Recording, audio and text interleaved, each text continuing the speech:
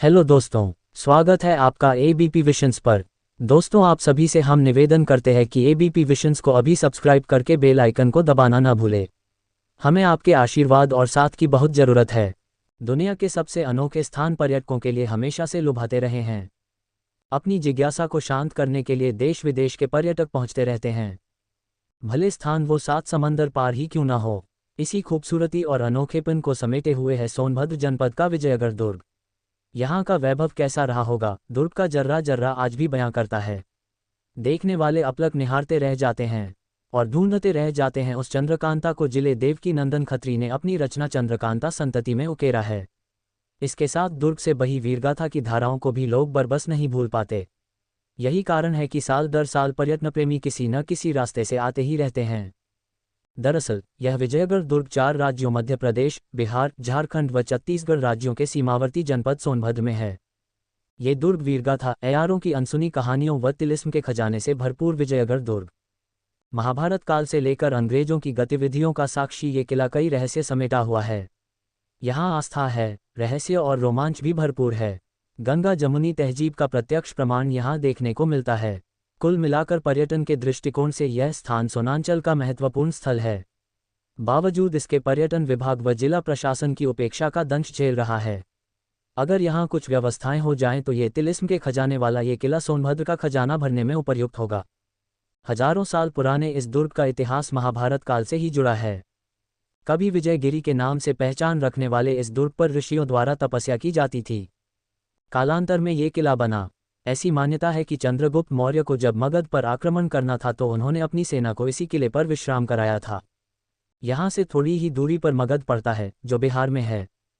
कुछ किताबों में किले की कहानी राजा चेत सिंह से भी जुड़ी बताई जाती है। ये किला तब और ज़्यादा सुर्खियों में आया जब 90 के दशक में दूरदर्शन पर देवनी नंदन खत्री द्वारा लिखे गए उपन्यास चंद्रकांता संतति पर आधारित सीरियल चला। दोबारा भी इन दिनों चंद्रकांता धारावाहिक का प्रसारण भी शुरू किया गया है। उस दौर का रानी महल, कचहरी और महल की सुरक्षा के लिए बनी करीब 6 फीट चौड़ी वह दीवार आज भी है जिस पर क्रूर सिंह घोड़ा दौड़ाया करता था। इस किले से आस्था भी जुड़ी है। हर साल यहाँ हिंदुओं का मेला लगता है तो वहीं मुस्लिम समुदाय के लोग यहाँ स्थित मीरानशाह बाबा की मजार पर चादर चढ़ाते हैं। जो लोग उपन्यास, कहानी पन्ने के शौकीन होते हैं वे विजयगढ़ दुर्ग की कहानी से जरूर वाकिफ होते हैं। जो लोग नहीं थे उन्हें 90 के दशक में दूरदर्शन की प्रस्तुति ने करा दिया।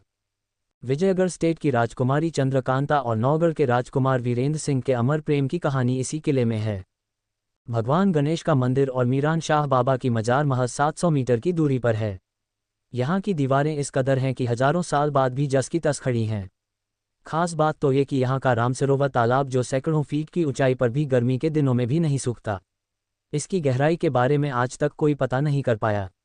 नौगढ़ व चुनारगढ़ जाने के लिए गुप्त रास्ता और महल का मुख्य सिंह द्वार आज भी पर्यटकों को आकर्षित करता है। तिलिस्म से भरपूर इस दुर्ग पर अगर कोई जाए तो उसे यहाँ की कुछ अच्छी चीज़ें जरूर देखना चाहिए। मुख्य द्वार जो कई कोण में घुमाया गया है।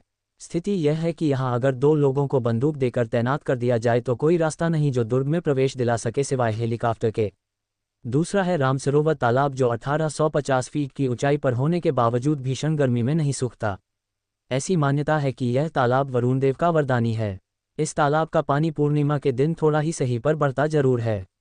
इसके अलावा यहाँ के पुराने भवन जिसमें चंद्रकांता रहती थीं, इसे देखा जा सकता है। कई हजार साल पुराने, तिलिस्म से भरपूर, आस्था, रहस्य व रोमांच के संगम स्थली विजयगढ़ दुर्ग पर पर्यटन की अपार संभावनाएं हैं। देखरेख के अभाव में यह ऐतिहासिक किला खंडहर में तब्दीला होता जा रहा है। यहाँ की सीढ़ियों की मरम्मत कराकर दुर्ग का सुंदरीकरण कराया जा सकता है। साथ ही यहाँ थोड़ी ही दूरी पर स्थित मऊ कला तक की सड़क को बेहतर तरीके से बनाकर पर्यटकों को वहाँ से जोड़ा सकता है। यहाँ शौचालय व पेयजल का भी व्यापक इंतजाम जरूरी है। वीडियो पसंद आया है तो वीडियो को लाइक करें। यूट्यूब चैनल एबीपी विशंस को सब्सक्राइब करके बेल आइकन को दबाना बिल्कुल भी मत भूलें। धन्यवाद।